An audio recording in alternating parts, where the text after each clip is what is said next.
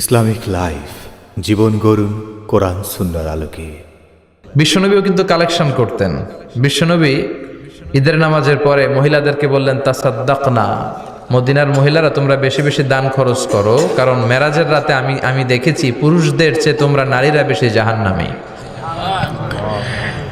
নারীরা বলল, কেন রাসূল, আমরা জাহান্নামী কেন, আমগো দোষ কি? বিশ্বনবী বললেন, দুই কারণে। তুকসিরনা লাআনা, তোমরা বেশি বেশি মহিলাদেরকে লানত দাও। রেগে গেলে নারীরা বলে, হেতের উপরে আল্লাহর ঠেড়া হইতো, হেতের উপরে আল্লাহর গজব হইতো, বলে না? তো এক নারী আরেক নারীকে এরকম গালি দাও, ভর্ৎসনা করো, লানত দাও, এটা এক কারণ। আরেক হচ্ছে তাকফুরনাল আশিরা, তোমরা স্বামীর নাশুকরি করো। মায়েরা, বোনেরা, যাদের কানে আমার মাইকের আওয়াজ যায়, স্বামীর নাশুকরি করবেন না, এটা বড় কবিরা গুনাহ। আপনি অনেক আল্লাহর ওলি হতে পারেন, নামাজি হতে পারেন, কিন্তু আপনার স্বামী যদি আপনার উপর নাখোশ থাকে, জান্নাতের দরজা আপনার জন্য খুলবে না। বিশ্বনবী ফাতেমারে বললেন, ফাতেমা, আলী কোথায়? ফাতেমা বলল, আপনার জামাই আলী আমার সাথে ঝগড়া করে বাইরে গেছে। বিশ্বনবীর চেহারাটা আগুনের গোলার মতো লাল হয়ে গেল।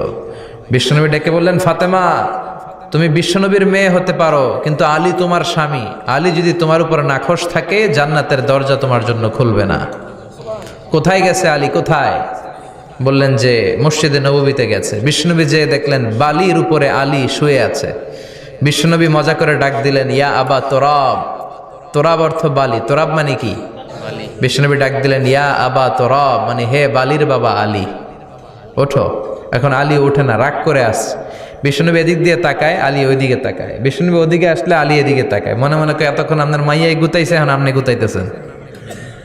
বিশ্বনবী যাই বললো, আলী রাগ করো না, ওঠো, তুমি আমার চাচাতো ভাই, আমার ঘরেই তো তুমি মানুষ হয়েছো। ঘাপটি মেরে হাতটা ধরে টান দিলেন। সাইয়েদনা আলী উঠতে বাধ্য হলেন। বিশ্বনবী কারো হাত ধরে টান দিলে ওই লোক বসে থাকতে পারে?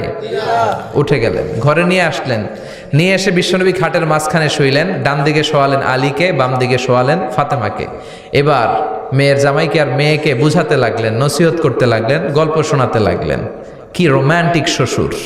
এরকম রোম্যান্টিক শ্বশুর পৃথিবীতে দ্বিতীয়টা খুঁজে পাওয়া যাবে? সুবহানাল্লাহ পড়েন। বিশ্বনবীর কাজই ছিল ঝগড়া লাগলে এরকম মিলায়া দেওয়া। কি করা? মিলায়া দিবেন। সমাজে অনেকে আছে ঝগড়া লাগলে আরো লাগায়া দেয়, আছে না নাই? আগুন লাগলে কি দিয়ে নিবান?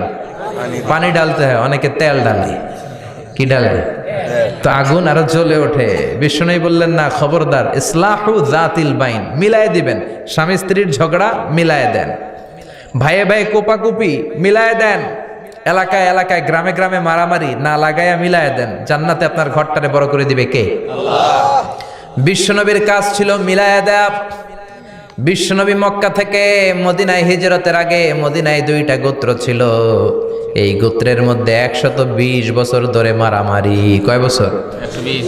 কেউ এই মারামারিটা বন্ধ করতে পারে না। গোত্র দুইটার নাম হচ্ছে আউস আর খাজরাজ।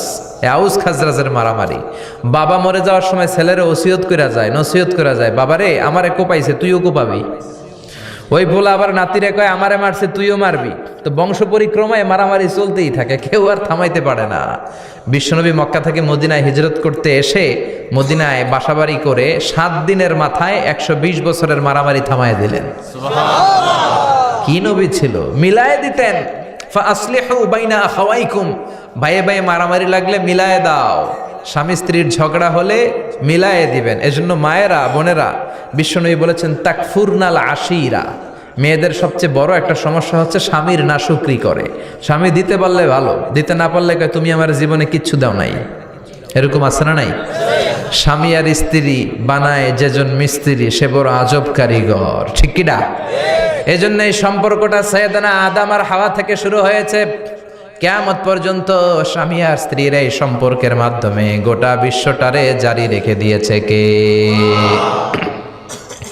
তো এই জন্য নারীদের জন্য জান্নাতে যাওয়া সহজ, তারা যদি কিছু প্রসিডিউর মেনটেন করে। বিশ্বনবী বললেন, কোন নারী যদি 4টা কাজ করে, ওই নারীর জন্য 8টা জান্নাতের দরজা খুলে দিবে কে? আল্লাহ। আল মারআতু ইযা সাল্লাত খামসাহা সামাত শাহরাহা আতাআত বা'লাহা হাফিজাত ফুরুজাহা ফালতাদখুল মিন আইয়ি আবওয়াবিল জান্নাতি শাআত। মায়েরা ভালো করে শোনেন, যে নারী 5 ওয়াক্ত সালাত পড়বে, রমাদানের রোজা রাখবে, স্বামীর আনুগত্য করবে, লজ্জাস্থানের হেফাজত করবে, এই 4টা কাজ করলে আল্লাহ তাআলা তার জন্য 8টা জান্নাতের দরজা খুলে দিবেন।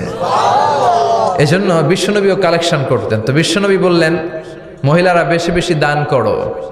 এই কথা শোনার পরে মহিলারা দান করা শুরু করলো। কেউ নাকের ফুল, কেউ কানের দুল, কেউ হাতের বালা, কেউ পায়ের নুপুর, কেউ গলার চেইন বিশ্বনবীর হাতে জেহাদের জন্য দান করতে শুরু করলেন। বিশ্বনবীর হাত কয়টা? একটা বলে দুইটা। তো দুই হাতে বিশ্বনবী আর কয়টা নেবেন? আর নিতে পারে না। বেলালরে বললেন, বেলাল তোমার চাদরটা নিয়ে আস। বেলাল এরকম চাদর নিয়ে ধরলেন। বিশ্বনবী কালেকশনের ওয়াজ শুরু করলেন, আর বেলাল কালেকশনের সব জিনিসপত্র গুছাতে লাগলো। কোন সুবহানাল্লাহ। এজন্য কালেকশন করাটাও সুন্নাত, তবে ওটা একটা লিমিটেশনের মধ্যে, একটা সৌন্দর্যের মধ্য দিয়ে। কিছু কিছু মাদ্রাসার ছেলে মেয়েদেরকে চাল ওঠানোর জন্য বাড়ি বাড়ি পাঠায়, আছে না নাই? এদের ছোটবেলা থেকে মানসিকতাগুলো নষ্ট করে দেওয়া হয়। কেমন করে অন্যের কাছে হাত পাতবে এটা শেখানো হয়। ইসলাম বলে আল ইয়াদুল উলিয়া খায়রুম মিনাল ইয়াদি সুফলা, উপরের হাত নিচের হাতের চেয়ে উত্তম। যে দেয় আর যে নেয় তাদের মধ্যে সেরা যে দেয়। চিল্লায় কোন ঠিক কিনা? আবার ইসলাম বলে দেওয়ার সময়ও ভারসাম্য করে দিবা। দেওয়ার সময় কিপটামি করা যাবে না, আবার ঘরে যা আছে সবও দিয়ে দেওয়া যাবে না, ঠিক কিনা? বিশ্বনবীর গায়ে একবার একটা জুব্বা, কয়টা? এক ভিক্ষুক এসে বলে, নবী আমার জুব্বা নাই, আমার জুব্বা দেন। দয়ার নবী, মায়ের নবী নিজের জুব্বাটা খুলে দিয়ে ওই ভিক্ষুকের হাতে তুলে দিলেন। এখন নবীর গায়ে কোনো জুব্বা নাই। বিশ্বনবী এখন ঘর থেকে বেরোতে পারে না। সাহাবারা এসে ঘরে নক করে, বিশ্বনবী বেরোতে পারে না। আল্লাহ আয়াত নাজিল করলেন, ওয়াল্লাযীনা ইযা আনফাকু লাম ইউসরিফু ওয়া লাম ইয়াকতুরু ওয়া কানা বাইনা যালিকা কওয়ামা। মুমিন বান্দাদের গুণাবলী, যখন দান করে কিপটামি করবে না, আবার অপচয়ও করবে না। এই আয়াত দিয়ে আল্লাহ বুঝাতে চাইলেন, নবীরে ধমক দিলেন, ও নবী, দুইটা জামা থাকলে একটা দিতেন, তিনটা থাকলে একটা দিতেন, একটা যখন ছিল এইটা দিলেন কেন? এখন নিজে পড়বেন কি? সুবহানাল্লাহ কইবেন না? ইসলাম তো ব্যালেন্সড রে ভাই, ইসলাম ভারসাম্যপূর্ণ। ইসলামের সব বিধানগুলো আপনার সাথে স্যুট করবে, ম্যাচ করবে। এটা জীবন ঘনিষ্ঠ। ইসলামে এমন কোনো বিধান দেয়া হয় নাই যেটা আপনার খারাপ লাগবে। অন্যান্য সব ধর্মের প্রতি শ্রদ্ধা রেখেই বলি, আমার ইসলাম যে আহকাম আমাদেরকে দিয়েছে এরকম বিধান কোনো ধর্মের ভেতরে নাই। চিল্লা এখন ঠিক কিনা? হিন্দু ভাইদের প্রতি আমি শ্রদ্ধা রাখি, কারণ অনেক হিন্দু আমার মাহফিলে এসে কথা শুনে। হিন্দু ধর্মের একটা নিয়ম ছিল সতীদাহ প্রথা। স্বামী মারা গেলে ওয়াইফকেও স্বামীর সাথে বেঁধে আগুন দিয়ে জ্বালায় দাও, ছিল না নিয়মটা? রাজা রামমোহন রায় এসে এটা উঠায় দিল। হিন্দু ধর্মের একটা নিয়ম আছে, গরুর পেশাব খাওয়া লাগে, গরুর পেশাব খেতে হয়। আমরা কি পেশাব খামো গরুর? 1 কোটি টাকা দিলে? 2 কোটি? 5 কোটি? না, এটা আমাদের রুচিতে হবে না। কি সুন্দর, আমাদের রুচিতে বাদে এমন কোন নিয়ম আল্লাহ দেয় নাই। সুবহানাল্লাহ। আবার আমাদের সেলফ ডিমান্ড, আমাদের ডিজায়ার, আমাদের চাহিদা, আমাদের মননশীলতাকেও ইসলাম গুরুত্ব দিয়েছে। বিশ্বনবী বললেন, ইদা জা আল ইশা ওয়াল আশা মান ফাকদ্দিমুল আশা ক্বাবলা আল ইশা। ইসলামে রাতের নামাজকে বলে এশা, রাতের নামাজকে কি বলে? আর রাতের খাবারকে বলে আশা, কি বলে? ইসলাম বলে এশা আর আশা দুইটা যদি একসাথে আসে, এশার নামাজ রাখো, আগে আশা খাইয়া লও। সুবহানাল্লাহ। এশারও আজান হচ্ছে, গরম গরম বিরিয়ানি চলে আসছে, কি করবেন? আগে বিরিয়ানি খেয়ে নেবেন, আগে পেটটারে ঠান্ডা করবেন। তা না হলে বিরিয়ানির প্যাকেট রেখে দিয়ে যদি নামাজ পড়েন, নামাজের মধ্যে বিরিয়ানির চিন্তা আছে না নাই? সুবহানাল্লাহ কইবেন না? কি সুন্দর ইসলাম। ইদা জা আল আশা ওয়াল ইশা ফাকদ্দিমুল আশা ক্বাবলা আল ইশা। চিল্লায় পড়েন সুবহানাল্লাহ। এজন্য ইসলাম আছে যেখানে আমরা আছি, কোরআন আছে যেখানে আমরা আছি।